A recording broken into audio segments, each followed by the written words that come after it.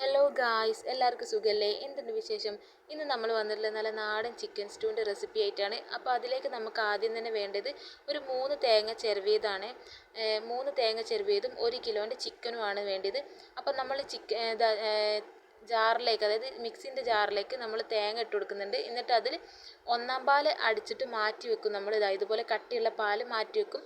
എന്നിട്ട് ഇതവിടെ ഇഞ്ചി വെളുത്തുള്ളി പേസ്റ്റ് കുത്തിയെടുക്കുന്നുണ്ട്. അതുപോലെ തന്നെ ഉരുളക്കിഴങ്ങ്, പച്ചമുളക്, കരിവേപ്പില, ഒരു ബോംബാള്ളി അരിഞ്ഞത്, ഒന്ന് വേണ്ട ഒന്നിൻ്റെ പകുതി മതി, അത് അരിഞ്ഞ് വെച്ചിട്ടുണ്ട്. ഇനി അതിലേക്ക് രണ്ടാം പാൽ കുക്കർ വെച്ച് കഴിഞ്ഞാൽ കുക്കറിലേക്ക് രണ്ടാം പാൽ ഒഴിച്ചെടുക്കും.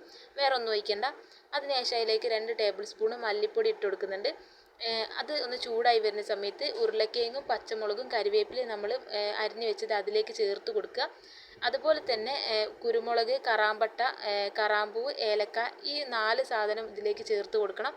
എന്നിട്ട് അതിന് ശേഷം ജസ്റ്റ് ഒന്ന് ഇളക്കിയിട്ട് ഇതിലേക്ക് നമ്മൾ മോരാണ് ഒഴിച്ചെടുക്കുന്നത്. നല്ല നാടൻ 2 ടേബിൾ സ്പൂൺ മോര് ഒഴിച്ചെടുക്കുന്നുണ്ട്. അതെന്തിനാ വെച്ചാൽ ചിക്കൻ നല്ല സോഫ്റ്റ് ആകും, പിന്നെ കറിക്കൊരു ടേസ്റ്റ് കിട്ടും. തക്കാളി ഒന്നും നമ്മൾ യൂസ് ചെയ്യുന്നില്ലല്ലോ. അതിന് ശേഷം ഇതിലേക്ക് നമ്മൾ കഴുകി വെച്ച ചിക്കൻ ഇട്ട് കൊടുക്കുക.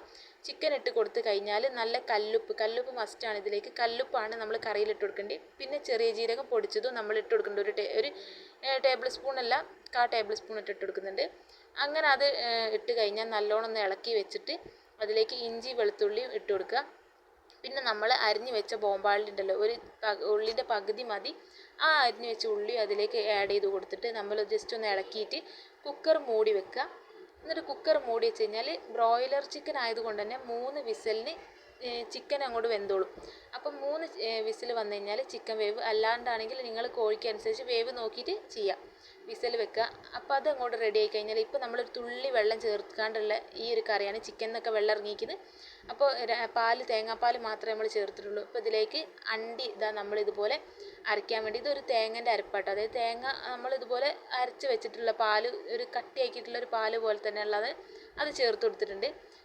ജസ്റ്റ് കുറച്ച് അതിൻ്റെ വെള്ളം കൂടി മിക്സ് ചെയ്തിട്ട്, എന്നിട്ട് നമ്മളിത് അണ്ടി ചൂടുവെള്ളത്തിൽ പുതർത്തി വെച്ചത് അടിച്ച് വെച്ചത് അതവിടെ മാറ്റി വെക്കുക. എന്നിട്ട് ഒരു കൈപ്പിടി നിറയെ മല്ലിയിലയും കുറച്ച് കരിവേപ്പിലയും കൂടി നമ്മൾ ഇതിലേക്ക് അരിഞ്ഞിട്ട് കൊടുക്കുന്നുണ്ട്. മല്ലിയില കൂടിയാലും കുഴപ്പമില്ല, മല്ലിയില നല്ല ഫ്ലേവറാണ്. പിന്നെ അതിലേക്ക് ആവശ്യമായിട്ടുള്ള കുരുമുളക്, അതായത് കുരുമുളക് പൊടിയാണ് ഇട്ട് കൊടുക്കുന്നത്. എരിവിന് ആവശ്യമായിട്ടുള്ളത് നിങ്ങൾക്ക് വേണ്ട പോലെ ഇട്ടെടുക്കുക. പിന്നെ നമ്മൾ മാറ്റി വെച്ചിട്ടുള്ള ഒന്നാം പാലാണ് നമ്മൾ ഒഴിക്കുന്നത്. ഇപ്പോഴാണ് ഒന്നാം പാൽ ഒഴിക്കുന്നത്. ഇനി അതിലേക്ക് ഒഴിച്ചിട്ടുള്ളത് നമ്മളുടെ നേരത്തെ അരപ്പ് മാറ്റി വെച്ചില്ല അണ്ടിൻ്റെ, അതാണ്.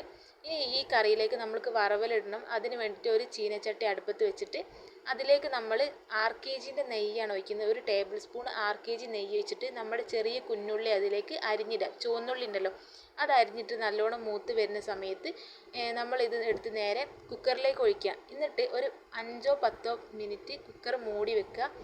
നമ്മൾ ജസ്റ്റ് ഇളക്കി വെച്ചതിന് ശേഷം 5-10 മിനിറ്റ് നമ്മൾ കുക്കർ മൂടി വെച്ചതിന് ശേഷം പിന്നെ സെർവ് ചെയ്യുക. അപ്പോൾ ഇഷ്ടം എല്ലാവരും ലൈക്ക് ചെയ്യണം കേട്ടോ വീഡിയോ.